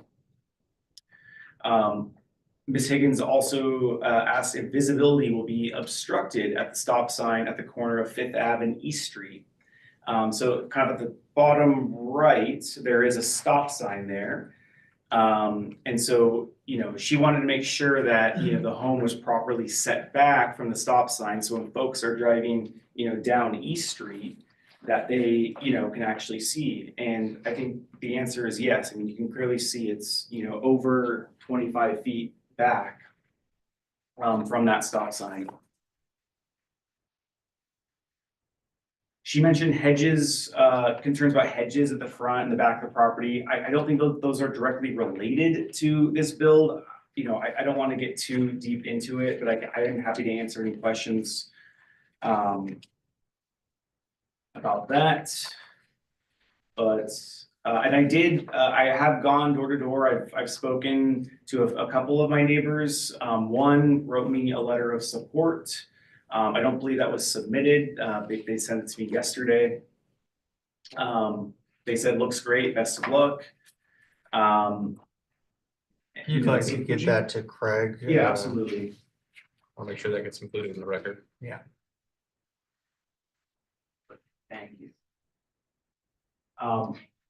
And again, you know, I understand density concerns. I just want to really reiterate that, you know, this lot is zoned SR2. We're not asking to build a multifamily development. You know, we're not asking to build townhomes. This is a single family home that meets all of the setback requirements. So just to wrap this up, you know, I think as many of us know, there are many 50 by 100 lots in this neighborhood that are just sitting empty. And I don't think that allowing them to sit empty and become overgrown is the solution. I feel that we need thoughtful, well-planned single-family homes that obviously respect the history of Maryville, but allow for responsible and intentional growth. And as a Maryville resident who has personally invested a significant amount of my time, money, and care into this property, I believe this proposed home is exactly that, a responsible addition that complements and will ultimately enhance the neighborhood. Thank you for your time. Thank you, Mr. Jacquard. Is there anyone else here who wishes to speak in support of 1128 Fifth Avenue? Yes, if you'd come up, please, and state your name and address. Absolutely.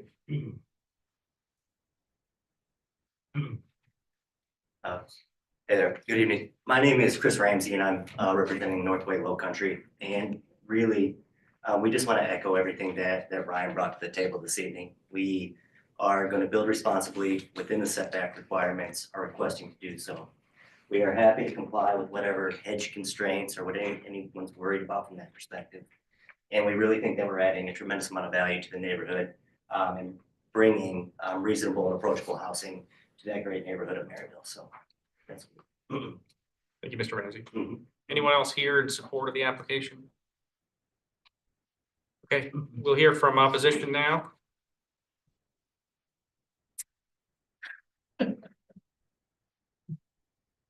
Good evening. My name is Carolyn Emily. And I live directly behind where the house is proposed.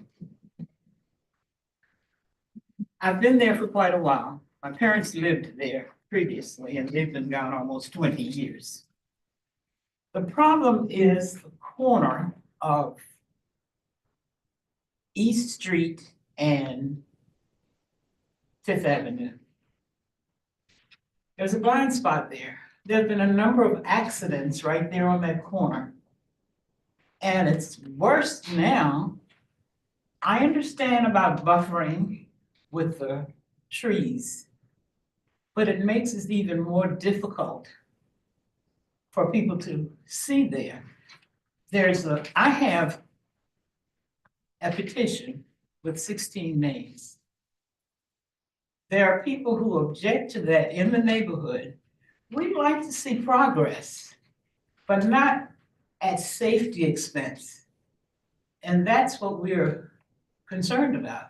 The safety of that corner, safety of people coming out there. Excuse me. There's been no injury there, but it has cost a young man who you have to pull out into the street in order to come into the street without having an accident. In addition to that, the shrubbery that he has planted there, and I know that's not a part of what we're talking about tonight, but it's right up on my fence. I have a chain link fence, and I've always have to pay somebody to keep the grass off of whatever is on there. He came over and he cleaned it once. The vines are still coming over. And because of all the shrubbery that he has planted there, they have to do some watering. And I've noticed that because of the watering that's being done on his property, his new property, it's causing water to hold in my yard. So I have a special interest in having you deny that property there for a new residential, a resident, because the lot is of an insufficient size to not infringe upon the safety of others coming to the corner and upon my property.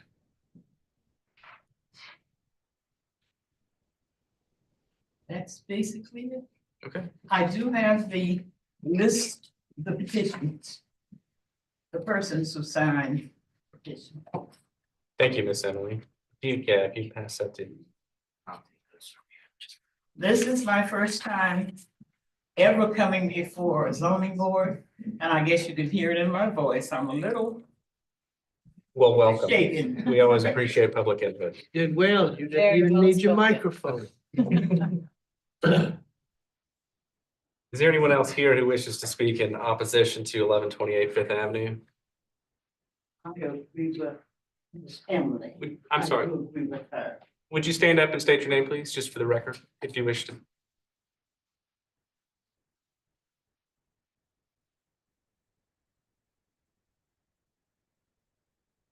My name is Martha Crawford. I lived there for 50 years. And on that corner that you referred to as an eyesore, we had an accident there. It's a blind spot.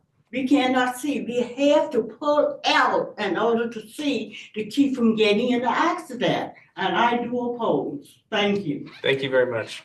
I'd like to ask Ms. Emily and Ms. Crawford and whoever else may know what this vegetation here was before the improvements were made. That is the vegetation that was there before the improvements. So What- that what area. size and thickness was predates it? How would you describe that vegetation? What kind of planting was it? Do you know? That I don't know. I just know that that aerial is from before the. Does the- Mr. Takar know? Yeah, when I purchased the lot 3 years ago, the very front of the property had no, I mean, it was just weeds, there was no actual vegetation. So, but I would like to offer a rebuttal in a moment. Sure. Yeah, I want to make sure everyone who's here in opposition has an opportunity to speak as well. And then, He also mentioned that there was a lot of trash on the lot. No. That big oak tree that was there was blown down by storms. And then he had to cut it up or whatever when he bought it. But there was a big tree there. And persons in the neighborhood used to just clean under the tree. There may have been somebody walking by who may have thrown a beer can once or twice.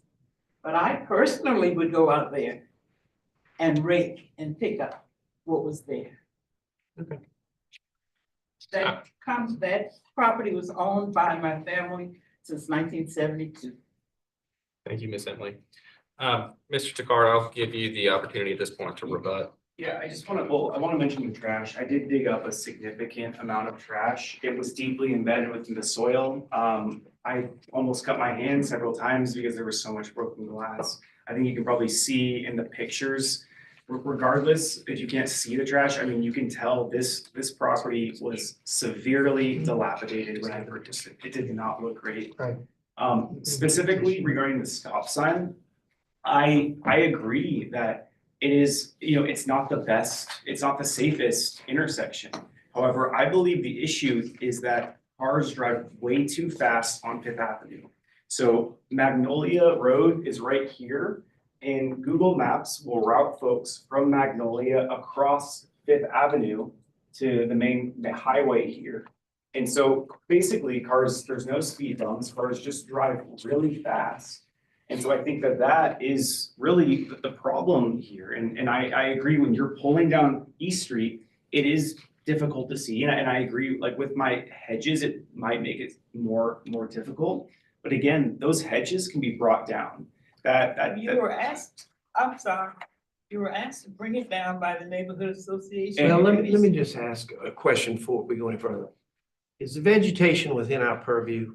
It is not. It's not a subject of this question. However, I'm looking at Google right now, and I will note that you probably need to speak with our traffic division, because I think you may have some issues with the height of the vegetation being in the site clearance zone. Yep, so I spoke with the Department of Okay. Livability, and they had asked me a year ago if I could bring back the hedges, and I agree, there was a point where I admit I wasn't on top of it, but once the Department of Livability came out, I can tell you, I was out there every single month trimming them back, and they came back and they said that this is sufficient. And that was a year ago, we haven't had Okay. any issues. No, It's yeah. still not within our purview. But that is not within. It's just information It's on the side, correct. not our issue. All of that is a neighbor concern. your purview tonight is this lot, even though it's not 6,000 square feet, is it big enough to accommodate a single family residence? The last thing I just want to say is that the home, again, will be over 25 feet from that stop sign, which I believe will. We got that. We see that. Yeah, thank you. And I'll add, I know this isn't about the hedges or the neighbors or anything like that, but we want you all to know that we're willing to do whatever we need to do to be great neighbors and also trim back those hedges as much as we are required to do, or you would recommend in order to create safe driving conditions or, you know, whatever it is that you may see, make it more favorable. We're happy to comply with that. But really, we just want you to know that we're trying to build a home that fits within the setback requirements, that's going to add value to the neighborhood and then provide approachable housing to the people that are in need in our community.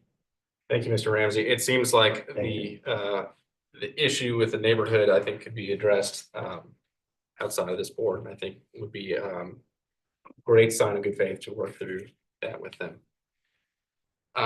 That'll close the public portion just for the board now. Questions or comments?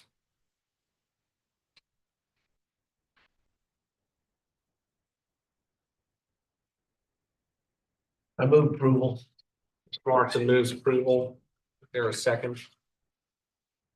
Second. Seconded by Mr. Huey.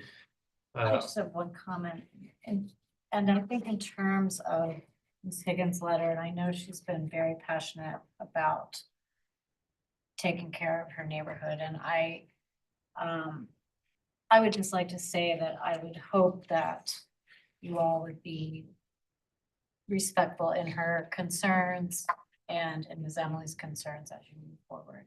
Yes, ma'am. And I would say that I predict Ms. Higgins will object to any house like this that wants to be built in that neighborhood. She has her own reasons.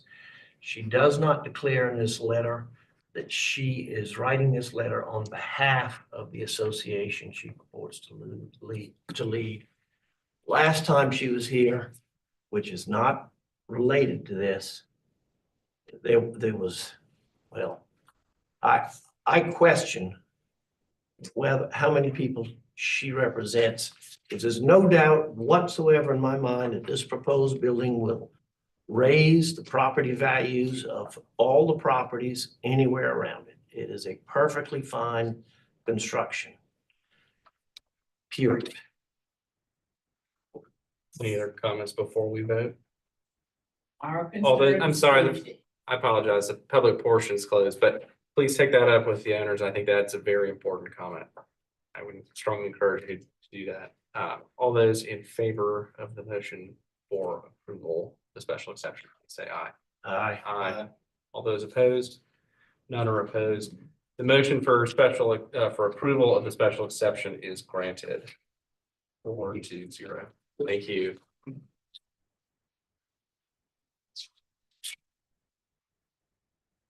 The next item is B 42 Blake Street, East Side Neighborhood Council District 4, EMS number 459-05-04-014, zone DR2F. Request special exception under section 54-501 to build a single-family residence on a lot of insufficient size, 1,848 square feet existing, 2,500 square feet required. Owner Bradford Home Buyers LLC, applicant William Sawyer. Mr. Summerfield. Mr. Chairman, members of the board, so this is at the corner of Blake and Aiken. Again, not immediately on the corner, but in that area on a block of DR2F, in the neighborhood of DR2F. As you can kind of see on this, this lot is a little different than many others. Many of the lots in this area are can maybe be described as long and skinny. This one is kind of short and a little wide, not really a lot wide, but a little wide. Here you can see it on the aerial, how it sits in between its two neighboring properties. This is a special exception for a lot of insufficient size. I will note that this is actually a a lot, much smaller than the one we were just discussing. But again, the applicant in this case is meeting the setback requirements, meeting the lot coverage requirements with their proposed home.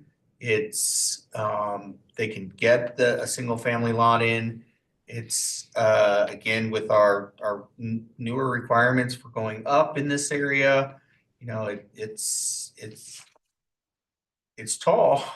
But it meets the height requirements for the zoning district. And so, and there are letters of support that were received, for the project. Again, this is, as I mentioned before, I won't say the whole thing about why we have the special exception, but this is again, an example of, this is a single family lot. It has traditionally had a home on it. It can have a home again. It's a single family request. So it's not really a density issue because it's a single family lot asking to put a single family home on it. And it's meeting all the other requirements. So staff is recommending approval of the special exception. Thank you, Mr. Summerfield. So the city's recommendation is for approval. Is there anyone here in opposition to this application? Opposition? I don't see any hands. Okay, so we'll move on to the owner or applicant, if they are present, wish to speak on behalf of their application. While you do that, one clarification, Mr. Summerfield, on the application that submitted, noted a variance for a lot occupancy. Is that not part of this application?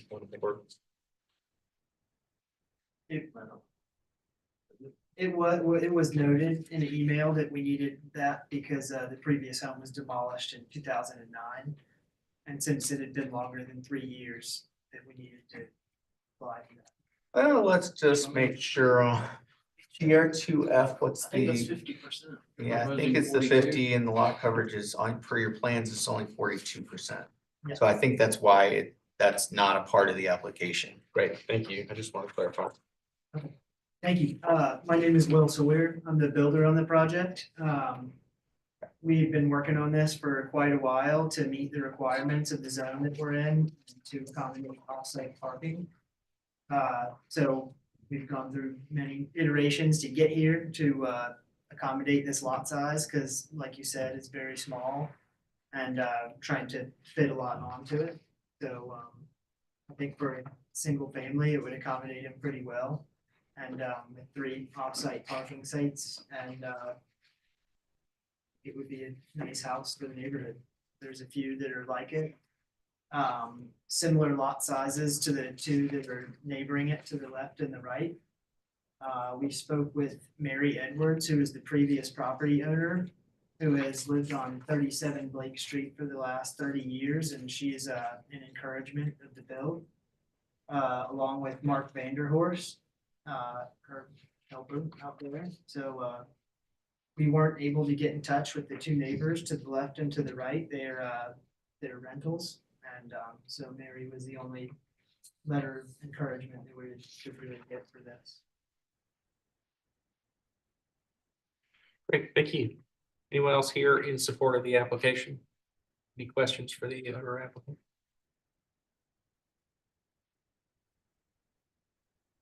Move approval. Ms. Richards moves for approval. Is there a second? Second. Second by Mr. Huey. All those in favor of the approval of the special exception, please say aye. Aye. None opposed. The special exception for 42 Blake Street is granted.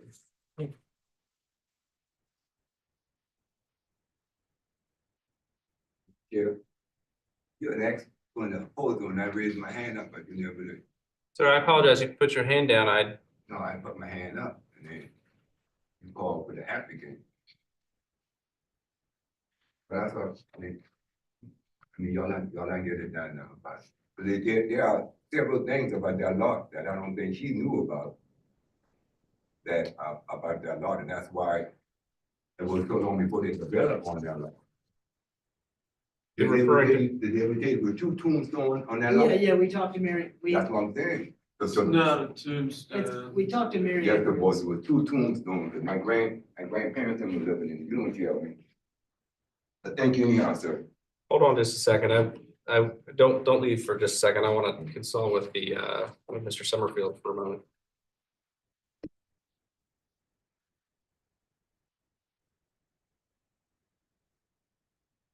So you can ask for a motion to reconsider the item. And then reopen the public comment. And then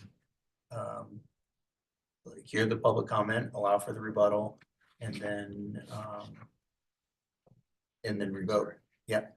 But since it's within the same meeting, you can ask for a motion to reconsider the item to allow to enter the public, the opposition.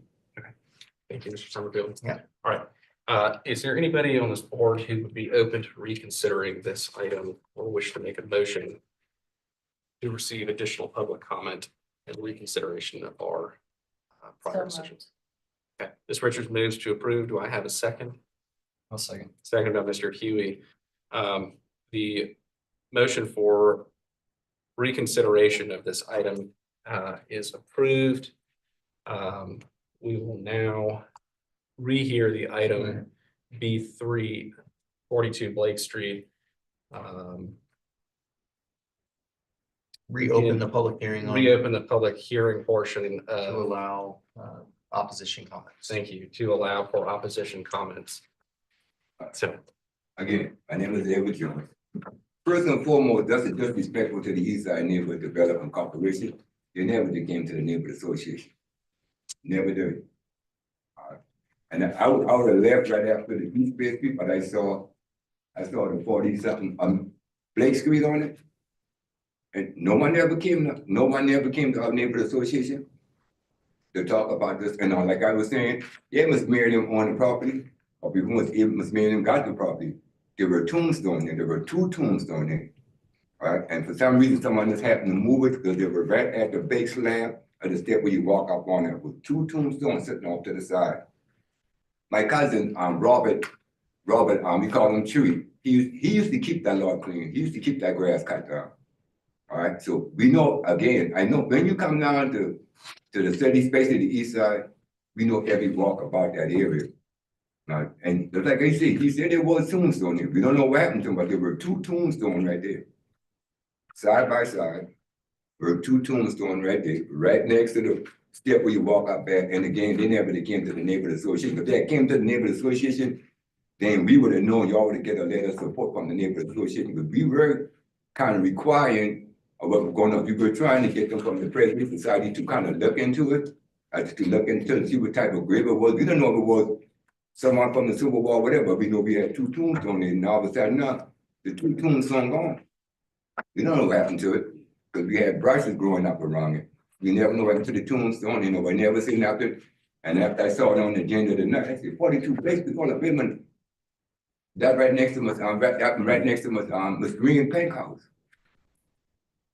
And so that's why I stood here tonight. Like I said, I'm on the board of the ECDC. I'm on the executive board. I'm the treasurer. And we never seen them. They never came to the neighborhood association, act with support or approval or nothing. And after I saw it, so I will bring it up in our executive board meeting on tomorrow, but I just never came to the neighborhood association. And I think that's very disrespectful. They come down here but wanted to vote without coming in and get the blessing or the support from the neighborhood association. I think that's wrong. And yeah, thank you for hearing me though. Mr. Jones, do you have any suggestions of process about what could be done to investigate whether there are graves there or not?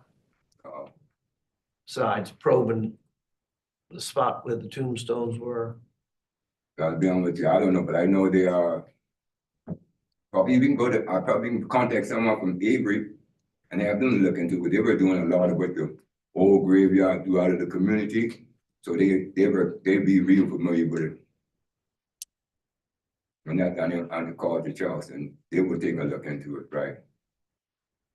So if I may, Mr. Chairman, so with this public testimony today, I would take that as that there has been notification to the city that there may be human remains under the site as a part of possibly a gravesite. So under the city's ordinance, with that in mind, the city will, before any permit for a land disturbance is granted, and that is not what's before you today. Today is only the special exception to allow them to move forward with trying to make application for construction of the single family home.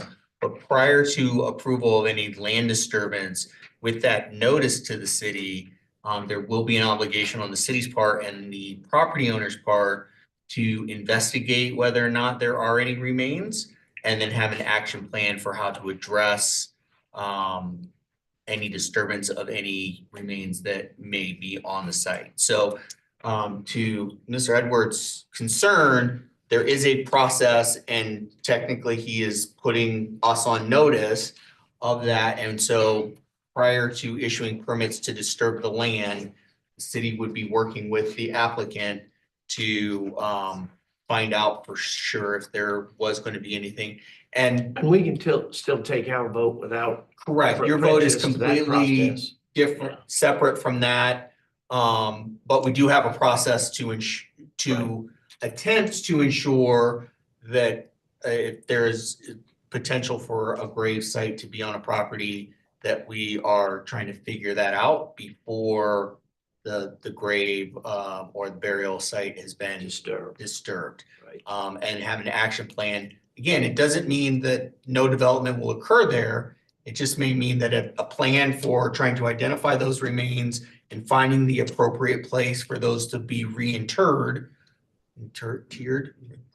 the proper term, reburied in an appropriate place to try to find out if there's any next of kin, you know, are there descendants that need to be, you know, to find out if there's a particular cemetery, which, you know, the family issues, that kind of stuff. So just like what happened with this building here, when those graves, they had to stop, they had to figure out where the, you know, where was the appropriate place for those remains to be reinterred. Yeah, I can almost We speak. got it. All right, we And got it. then, you know, we're putting a memorial out there. So that's the other side is, you know, there may be some depending on what is found and what have you, there may be some kind of ask to memorialize the site as well. But again, it's all on the next phase. The question before you today, is this an appropriate size of a lot to accommodate a single family residence, given the fact that it has previously done that in its past? And the proposed structure does not necessitate any variances. Thank you, Mr. Somerville. Excuse me, I do have, I'm the property owner, I do have some knowledge on. You'll have an opportunity to rebut. I apologize. Okay. I want to make sure we get all opposition. If there's anyone else here in the room who wishes to speak in opposition, they have that opportunity. Thank you very much. I will now hear a rebuttal from the owner and or applicant. Yeah, sorry, not even much of a rebuttal. So when we applied Could for you state like your name for the record, please? Ford Smith, I'm the owner of Thank you. Bradford Home Buyers.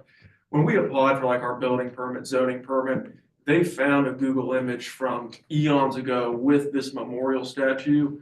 It'd probably be beneficial if you bring it up. If you go to Google Street View, you could scroll I back. can't do that. Oh, you can't do it? Yeah. I could bring it up, hopefully maybe show it to you guys. We went around and asked about it and actually have a recording that we submitted with all of our applications. I could play that recording before you. Basically, the adjacent property owners used to take care of the people in that house. They were veterans. And they had a water hose that she would bring over and give them water. And they had these two, I believe it was just one, like memorial stones in their yard, okay? When they got out of there, they left one behind. And there was a gentleman who used to work at a graveyard, Mr. Vanderhorst, who signed our, letter of support. He saw the headstone on the ground and physically placed it up. In the recording, it says about where they went, but I asked several times over and over again, was somebody buried here? Was there human remains? And they said, definitely not. There was a house there. These were in their yard when they were living there. So, I mean, we have investigated, obviously, if you guys All to this set up is, all some, this is for another body. Yeah. for sure, but I would just wanted to give, Yeah. that recording was attached when we originally submitted all this stuff, so you guys could advise us on the next steps on that, but I, Think you can take that up with Mr. yeah, Summerfield no at the problem. next, Thank you, guys. next stage. Yeah. Any other rebuttal to the opposition? I guess there was one more thing.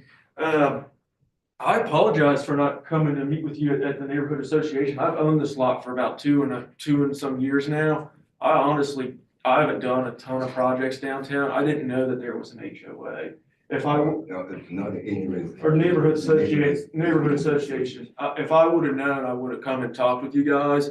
We made sure on this particular property to meet the setbacks, not ask for a variance, give ample parking, like with a garage and off-street parking, several spaces to give as less impact to the street as possible and really not overbuild either. We're really doing about the smallest thing we can do within the setbacks with ample parking, meeting all the height requirements with minimum lot coverage. And I'm very sorry that you feel disrespected. If I would have known, I would have came and personally talked to you. I'm born and raised here in Charleston, South Carolina, and I mean no disrespect. My family's been here for 3 generations. And I just want to let you know that I mean no disrespect, and I truly believe that we are trying to put up a good product here and have the adjacent property owners support. And the 2 other properties next door to our duplex, I didn't choose to do a duplex. I just chose to do a single family home, make it simple. I would love to do a duplex, but I felt that this was a better option.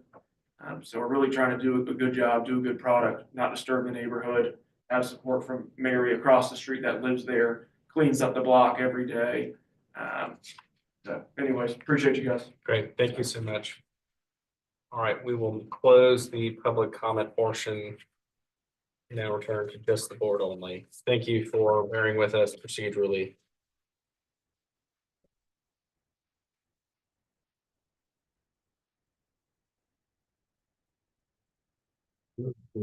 Mr. Morrison moves to approve.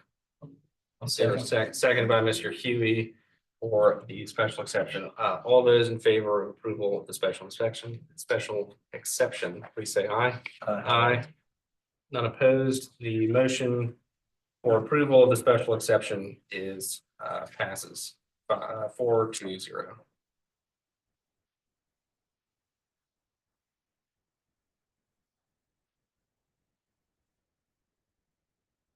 Right. Item B4, 79 Hester Street, Wagner Terrace, Council District 6, TMS number 463-07-02-048, zoned SR2. Request special exception under section 54-110 to allow conversion of an existing non-conforming garage into habitable living space. The owner and applicant is Thomas Lauderdale.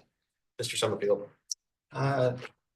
Thank you, Mr. Chairman, members of the board. So you can see this property at Peachtree and Hester. Yeah, that makes sense. Peachtree and Hester here on this very small block of SR2 properties in the Wagner Terrace neighborhood. You can see this property. It is kind of different in that it was fronted onto Hester, but it should probably front it onto Peachtree. But they've got the existing garage here at the back. They're proposing to take this existing garage and just convert it into habitable space. I'm trying to recall if they actually told us. I believe it's just they just need some additional living space for the family, but you can see they do have an adequate driveway to still be able to do their off-street parking without needing the garage. They're not connecting this new living space to the existing house. It would just be the conversion of the garage, putting a door and just kind of new front to it. Again, because it's conversion of existing non-conforming garage. They're not asking for any variances or use permits or to do anything special. Staff is recommending approval. Thank you, Mr. Summerfield. The city's recommendation is for approval. Is there anyone here in opposition to 79 Hester Street? Is the owner or applicant present? You come forward and share with us anything you'd like to add. My name's Thomas Lauderdale. I'm the owner of 79 Hester. We had it permitted already to have a slider installed, updated electrical. We use it now just for like an office space, but we're looking to have it be quote habitable for my parents who his health is declining. We have support from Stephen Hoppus, who is our neighbor on Peachtree, as well as Todd Jessup, who is also a Peachtree resident.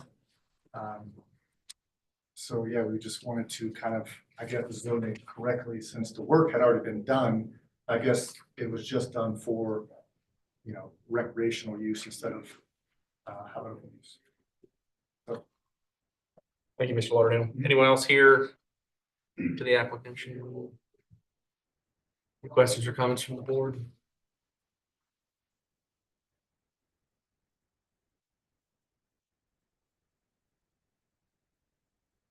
Move approval.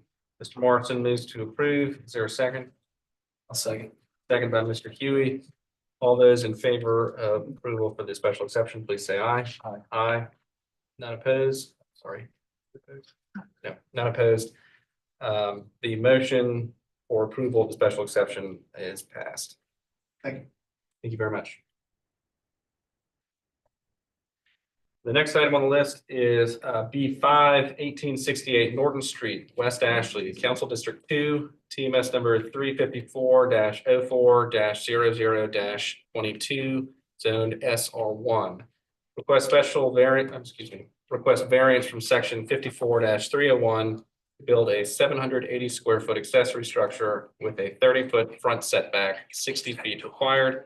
Owner Pedro Hernandez and Sonia Perez. Applicant William Brennan. Mr. Summerfield.